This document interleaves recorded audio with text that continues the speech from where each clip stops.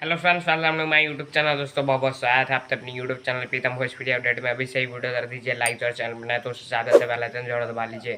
तो दोस्तों खेसारी लाल यादव जी का लगातार बोलबम जाना आ रहा है और उसका अपडेट देने से पहले आप तो बता दूँ तो सारे दाम हम भोजपुरी पर जय जय शिव शंकर बहुत ही branded high level video release हो चुका है। तो जाइए देखिए और ढेर सारा प्यार दीजिए और बहुत ही यूट्यूब हैंड करा देना है।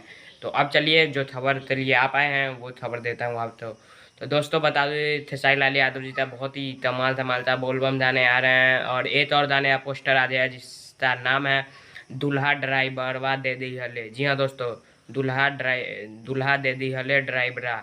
जी हाँ दोस्तों, गाने का नाम है। पोस्टर आप अपने सीन पर देख सकते हैं। गाने जो लिखा है यादव मुकेश जी ने और म्यूजिक है दोस्तों रोशन सिंह जी का।